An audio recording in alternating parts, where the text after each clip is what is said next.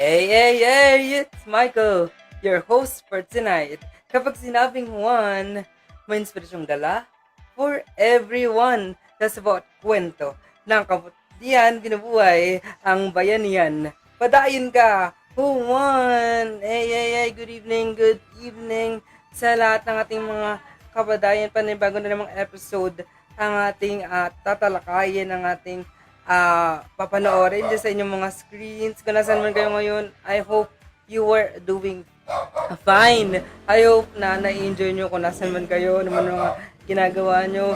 Samahan nyo muna kami, mga kapadayan, on listening to story na pag-uusapan natin for tonight. Balita ko, isa na namang heartwarming story ang mapag-uusapan natin for this night. So ayan, medyo alam yun,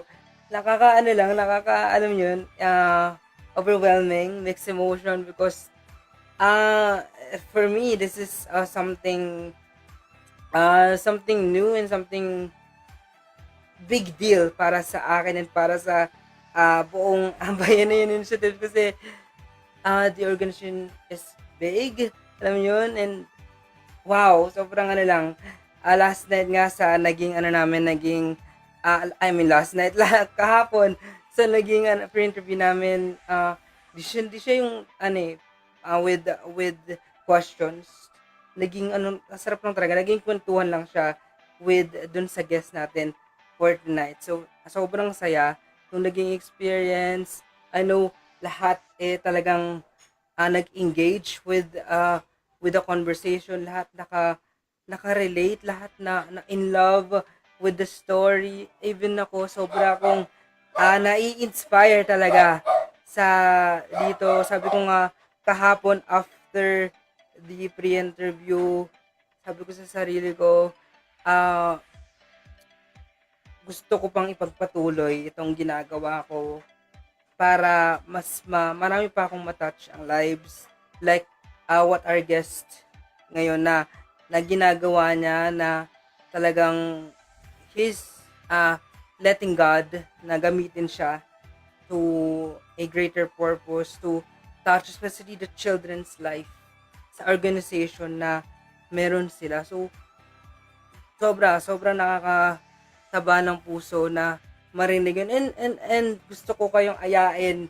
na mag-engage din sa amin sa live, mga kapadayon. Pwede kayong mag-comment dyan with the hashtag padayon ako sa blank. Pwede nyo dugtungan yan. Padayon ako sa, katulad ko, padayon ako sa pag-serve with, sabi ko nga dati, this is my act of service to God.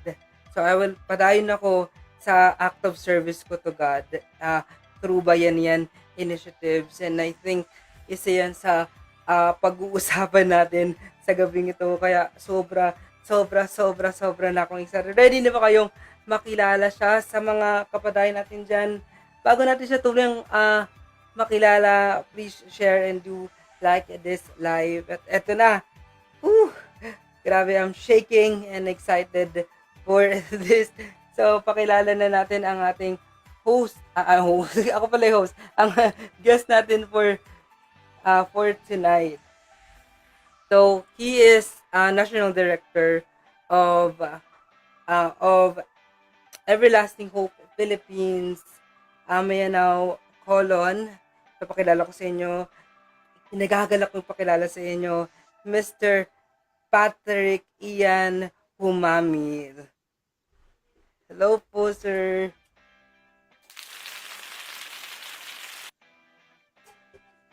Hi Hello po. Michael, hi everyone. Hello po, sir. Good evening sa Good, lahat ng mga kapadayon dyan. good evening po, sir. Kamusta po? I'm actually doing great. Salamat for inviting me for this platform na inyong initiative, Bayanihan Initiative, and I am very honored to be invited, no. And actually to para magkwentuhan lang tayo, 'di ba? Actually, this is just something that I wanted to continue ba, yung ginagawa, yung kwentuhan natin kahapon when you Kahapon, yes. interview. Talagang natutuwa ako sa ginagawa nyo guys.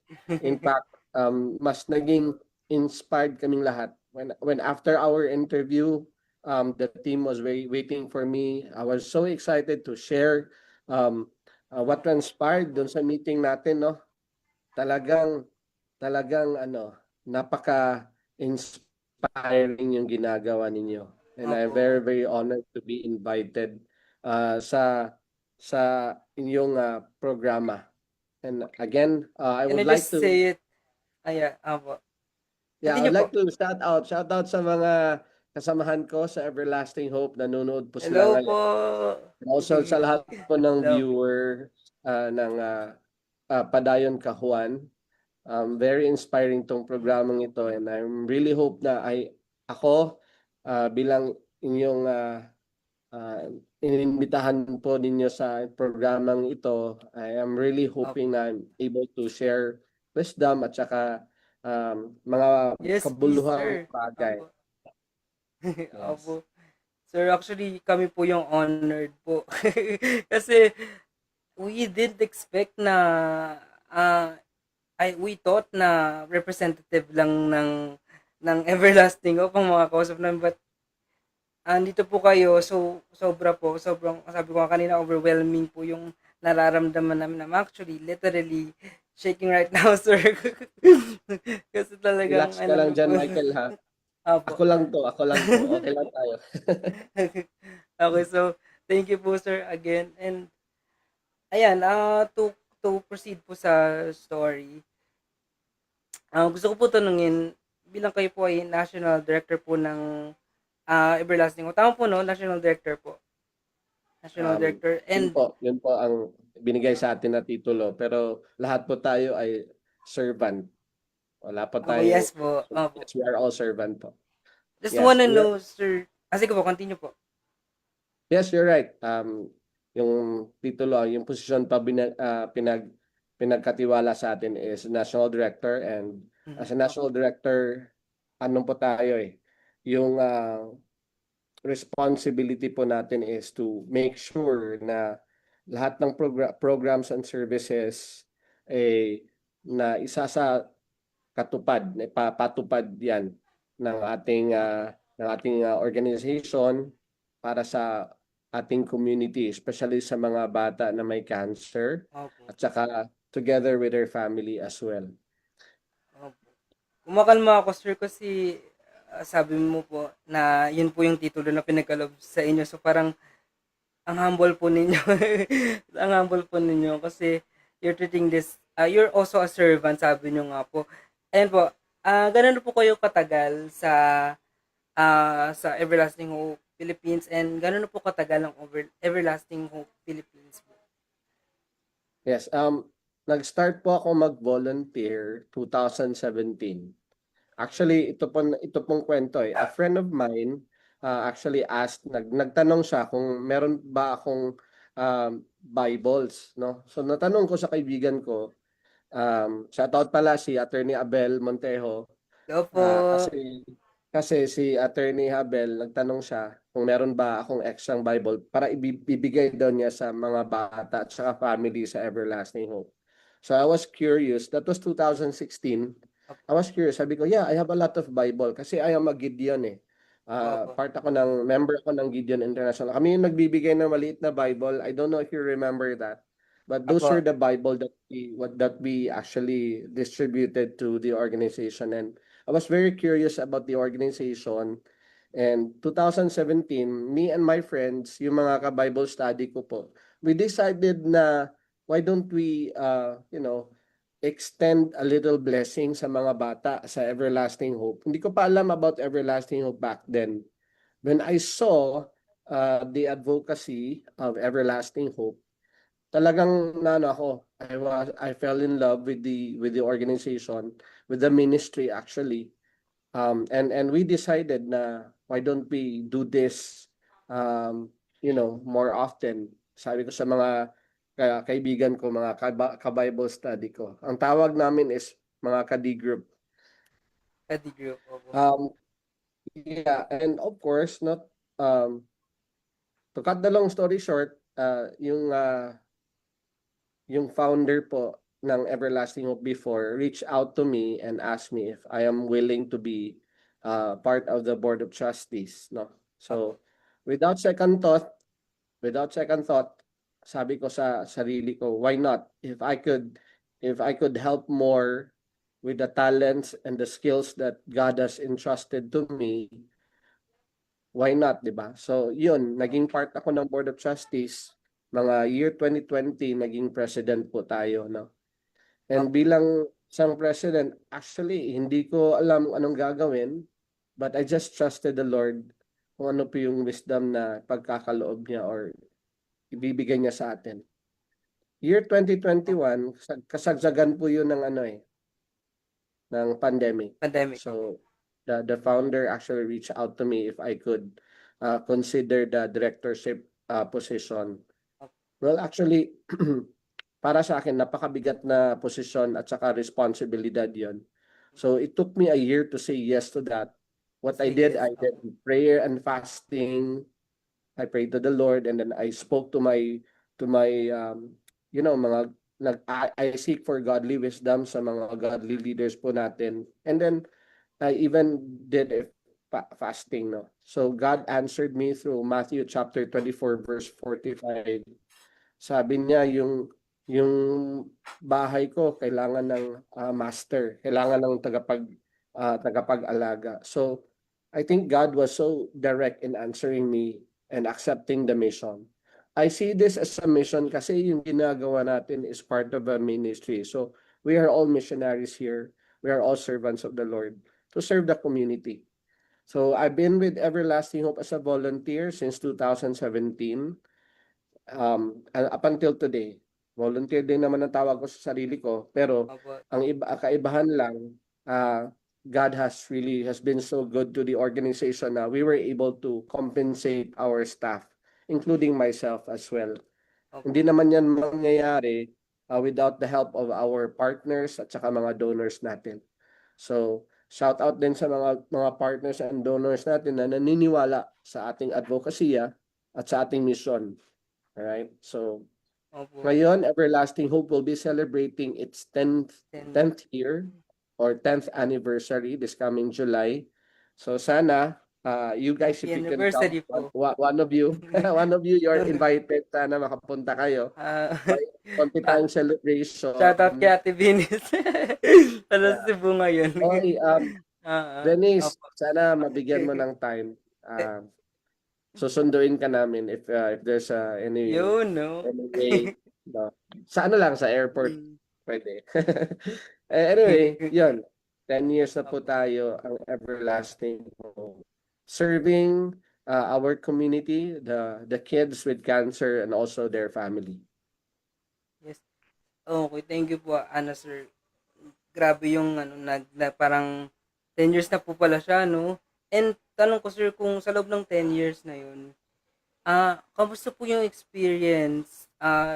If given na sabi niyo po, you consider yourself as a volunteer and as a servant of God, parang ang bigat na po kung iisipin ng regular na tao na ang bigat ng title as a servant of God. And even sa Bible, our disciple experience a bit of like a depression din, no? Nabibigatan din sila with their title. Ikaw, sir, how was it?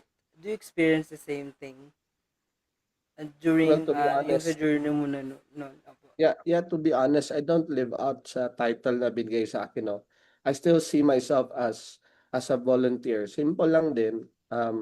Yung title, ano lang naman yan for designation, for structure purposes, for organization purposes. What's important is you see yourself as somebody who is so privileged and para bang it's an honor to be called to really serve God through the organization. And that's what I am very, very thankful din naman. And yes, no, kasabay ng responsibilidad na ito is napakaraming challenges talaga. Opo. Hindi ko na mabilang ang mga times na umiyak ako, I am confused kasi tinatanong ko si Lord, ano ba to? Para ba talaga sa akin to? Are you really is this gonna work?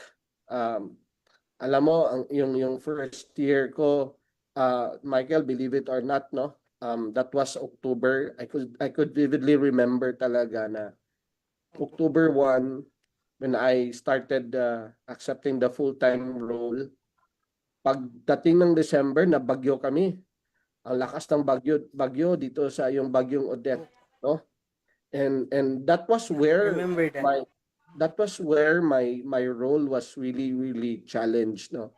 Dun Mm. dun dun nasubukan yung role na pinagkaloob sa atin, no, entrusted. But during those time, I could not trust myself. I have to really trust the Lord kung ano talagang gagawin niya. And hindi talaga, God never fails. Um, sa kabila ng malaking bagyo, sa mga challenges, um, the center was hindi naapektuhan. I tell you, no, walang nangyari na kahit konting Thank you, Lord. Thank you. kahit konting sira, wala. And during that time, there were 22 families, 19 to 20, parang 22 families, no, na nandun. Around 22 kids were there. Wala kaming tubig, walang kuryente. Pero you know what? God is so good kasi nagpadala talaga siya ng mga tao na who reached out to us.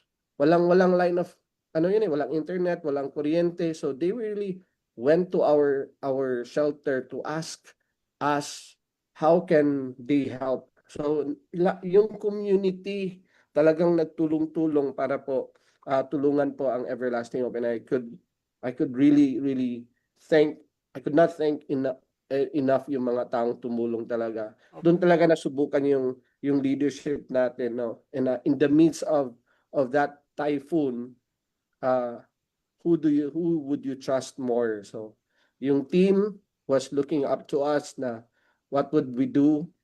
So alam mo, I wake up 3 a.m., 2 a.m. to 3 a.m. para lang maghakot kami ng water para sa malayong lugar, no. We have to go there. Kailangan naming uh, ang tawag doon, we have to fall in line, no? Kasi ang taas ng talaga pila ng tubig. But we have to do that.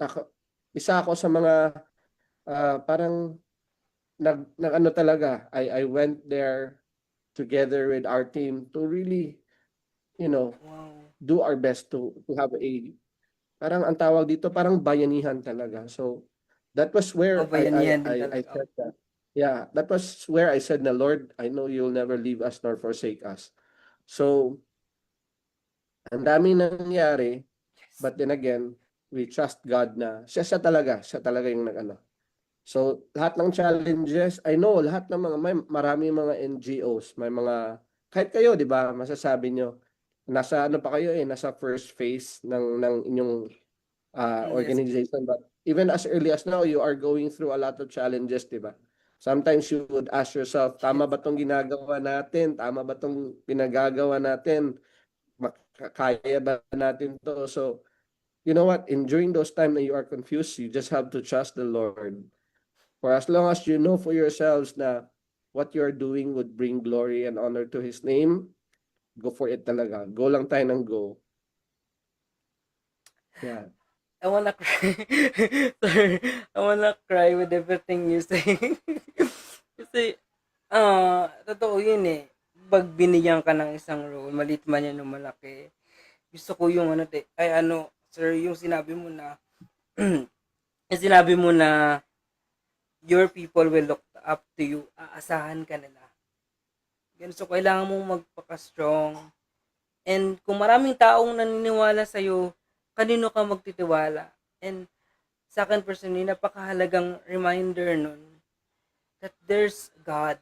Merong Lord na pwede nating kapitan. Yes. Pwede nating asahan at sandalan kapag tayo na yung nahihirapan, kapag tayo na yung na kapag tayo na yung feeling natin like nako-confuse nga, sabi niyo nga po sir na ba't ko to ginagawa, para saan? And gusto ko i-highlight yung sinabi mo sir na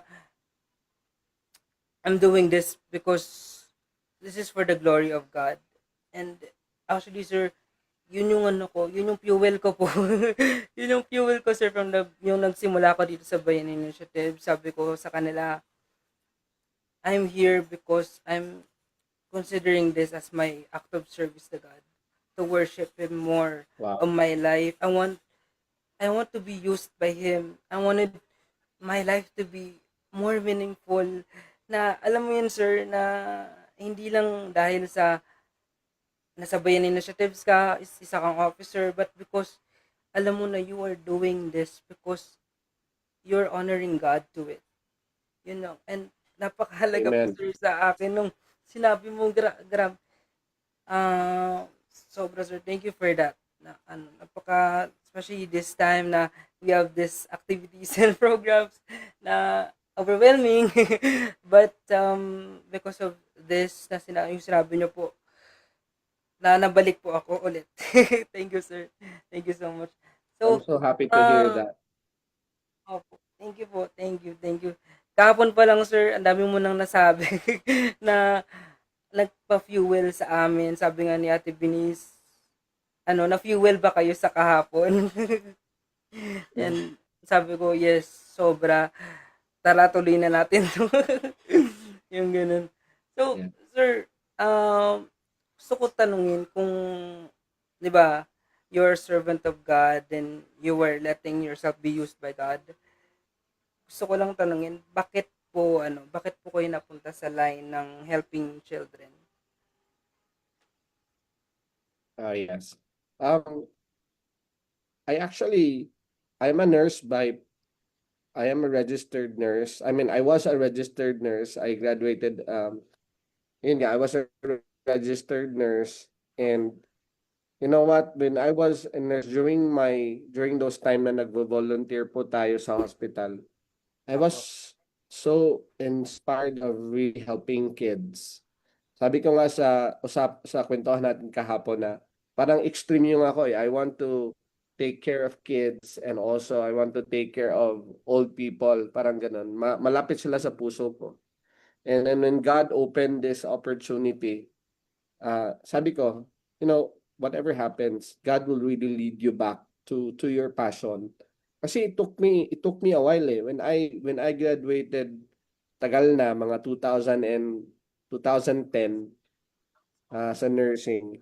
Ah, hindi ako nag-nurse agad eh. I mean, I didn't actually work as a nurse talaga sa hospital.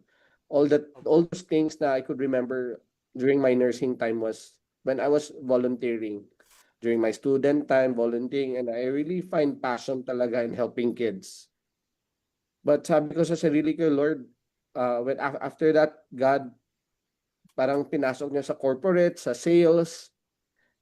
It took me a while talaga to really parang think of myself na talaga bang gagamitin ko ba talaga yung knowledge and sa skills ko in helping kids. Kids. But God opened a door for me to really help. In fact, I didn't share this yesterday to you, but sa church po namin, kasi nga malapit ako sa kids and I wanted part ako ng kids ministry sa Sunday school. So yan po yung first ministry ko po. So I've been with kids ministry since 2014 hanggang 2017 before pandemic. So talagang naging passion ko talaga ang to take care of kids. Yung sa Sunday school is to really teach kids about the Bible. This time, Opo. the opportunity that God has opened up to me is to also extend the same care and also passion to kids, this time with cancer naman. But the same, no, not only spiritual learning yung isinishare ko or binibigay kong service sa mga bata, but also includes physical, emotional, and social service through everlasting hope. So, yun kasi malapit talaga ang puso ko sa mga bata. Sa mga bata. And, Yes. sabi, And sabi kung ko nga bakit rin po, kahapon, apo, ah, tuloy po. at kung bakit nyo po, kung may tatanong nyo po, bakit po everlasting hope, bakit po mga bata na Yes may po, cancer, apo.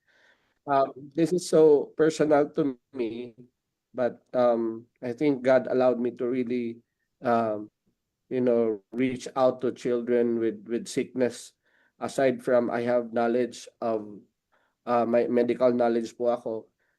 Yung papa or father ko kasi namatay siya sa cancer. And also my sister namatay din po siya sa cancer. And I I I saw their hardship during those time na they were nahihirapan sila sa hospital, sa gamot, sa pera. I saw the sufferings of my father and also my sibling. It was hard for me because during that time wala akong pera. I just don't know what to do, how to help. So maybe this is very personal to me kasi the help that I should have, you know, gusto ko pa talaga tulungan yung yung father at saka yung sister ko talaga, but Opo. God took God took them early. So Opo. konti lang yung time na naigugol ko na alagaan sila. But this time, the opportunity that God has given me to take care of children with cancer is talagang ample time talaga, mataas na time na makakapag I could really serve these kids. So this is very personal Opo. to me talaga.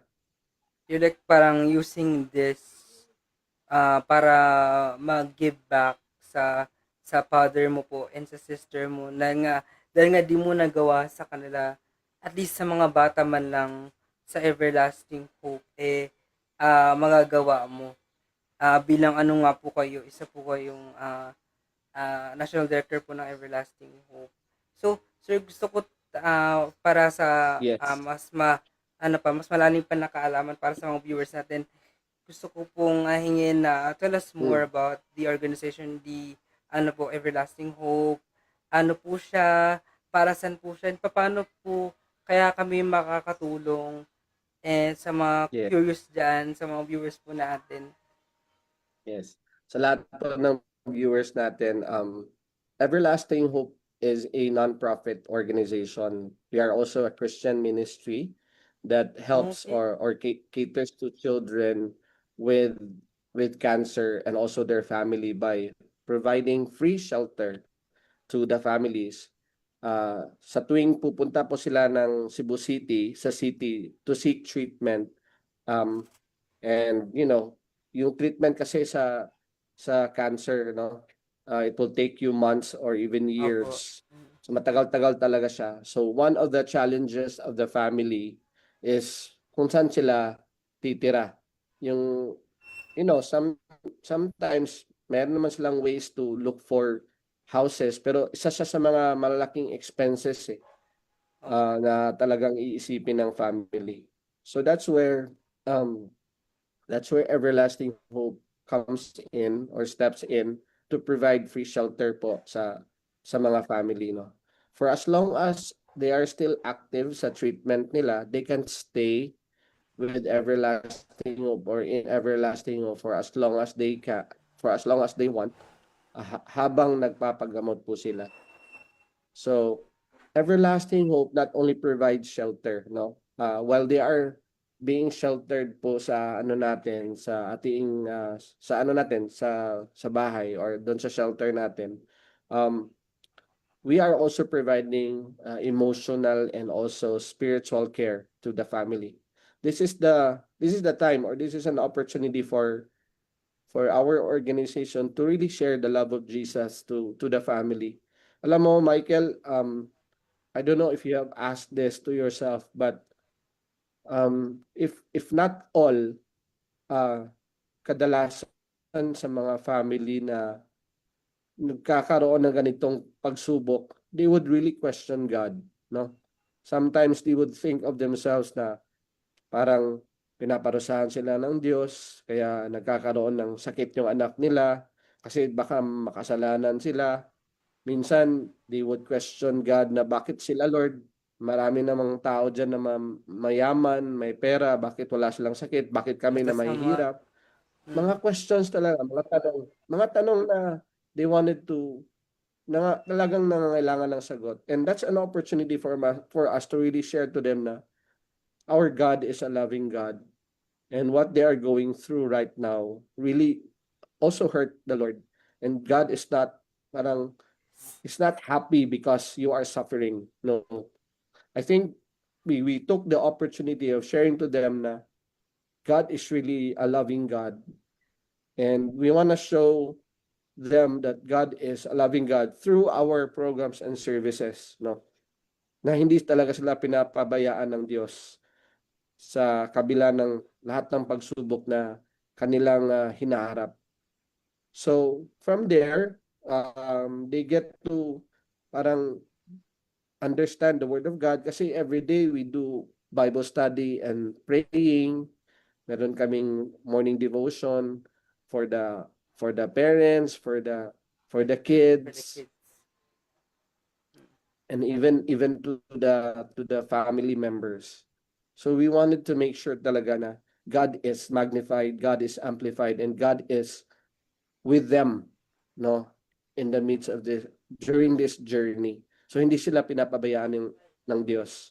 So that's an opportunity for us. So Everlasting Hope, we work together with other agencies. Kasi yung other agencies, Michael, they don't have shelter like Everlasting Hope. Yung ibang agencies, they will provide financial support for medicine. That's yun naman ang wala sa Everlasting Hope, no. Hindi naman kami nagbibigay ng malaking Yung ng uh, medicine. ng pera to support for the medicine, no? There are also organizations who does that. We work together, we collaborate with other institution or agencies, no. So ganun lang. I think we are working together Yeah, to kayo, help sir. our Mm. beneficiaries. So So, yun. ano, Everlasting sir, Hope. Okay. and po, Yes, sasabi yes, ko go lang ahead, po, Mike. sir, one last thing po. Ano po yung experience nyo po na po pwedeng i-advise nyo po sa mga volunteers out there para magpadayon po? Ayun, sa lahat ng mga volunteers, mga partners natin, at saka sa lahat po ng mga sumusuporta, not only sa Everlasting Hope, but even sa lahat ng mga organization na tumutulong sa mga bata, sa mga mahihirap, sa mga matatanda, sa lahat po ng mga community. One thing lang talaga yung I would want to remind everyone is to really um, understand your purpose. Sometimes kasi we are so busy, nawawala na yung kabuluhan or meaning ng bakit tayo nabubuhay dito sa mundo. So as a volunteer, we wanted to always impart to our volunteers, to our supporters na you are doing this for a greater cause. Opo. Meaning, yes, you have talents, you have resources that you can actually share to the organization, but more than that, no, more than that is to really understand the meaning of what you do, the purpose why you are doing what you're doing, and that will always lead you back.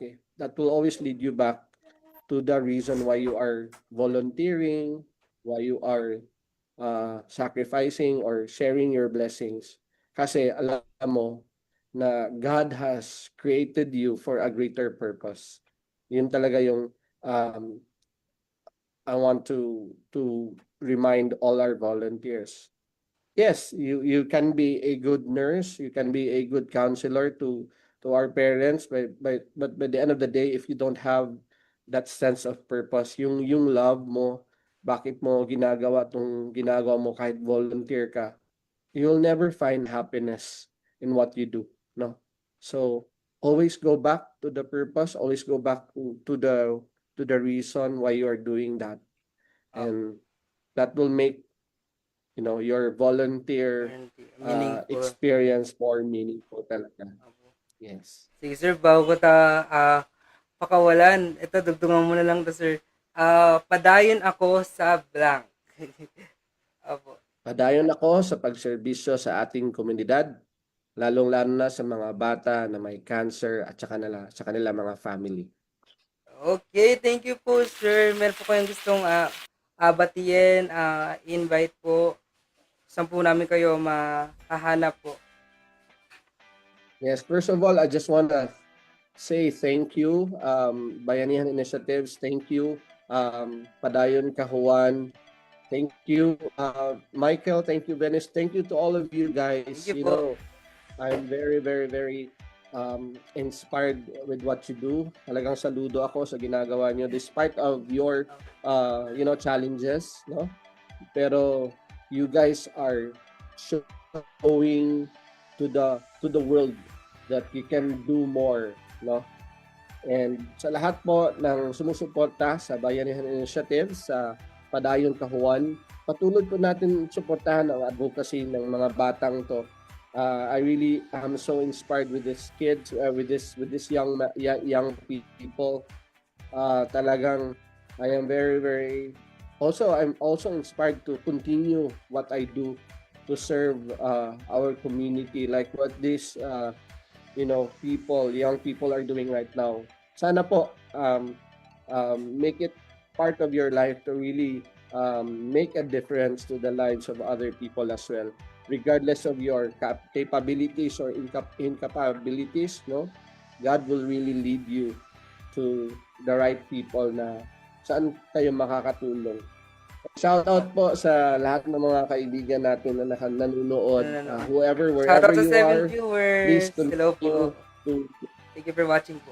yes, continue to to support Everlasting Hope, continue to support the advocacy of Everlasting Hope by visiting our page and Everlasting Hope Childhood Cancer Mission sa Facebook, and also our website www.everlastinghope.org. So continue po to share what we do so that a lot of children with cancer matulungan pa natin.